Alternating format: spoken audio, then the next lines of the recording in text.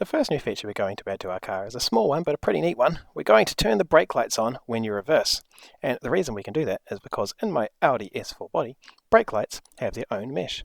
Just like we played with the body panels mesh, we can play with the brake lights mesh. We click on the mesh, we can open up surface 0 to get to the brake lights material, and then we can turn on emission, which means they're going to emit some light. I'll give the emission a bright red colour, and then when I drag up the energy multiplier, it will look like my brake lights are turning on. I feel like that might be too red. We'll get kind of a orangey colour happening for my brake lights. That looks about a nice colour to have there for brake lights.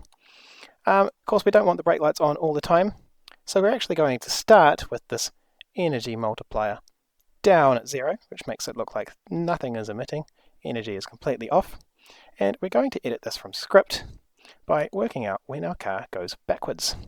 The first thing I'll need to do is get a reference to the brake lights in my script. So I'll click on brake lights, drag it into my script, and then hold down Control before releasing so that I get my nice reference to brake lights that I can use in my code. And then the way that I can check that I'm reversing is because this engine force value is going to be negative. It's positive if we're going forward, and it's negative if we're reversing.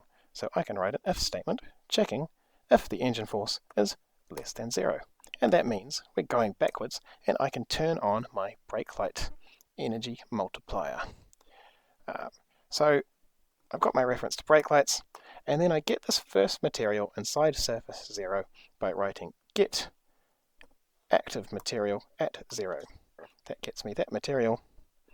Then I write emission energy multiplier, and we can see that the value here when the emission energy multiplier is full is 16, and it was a pretty nice amount of light to be coming out of our brake lights. So I'm going to set that emission energy multiplier to 16 if we're going backwards. Then I just have to remember to turn it off if we're not going backwards. So I'll write an else statement for we're not going backwards, and I'll set that emission energy multiplier back to 0. That should be all we need to do for this video. Now, nothing will have changed when we're going forwards in the car, but as soon as we start going backwards, we've got some brake lights.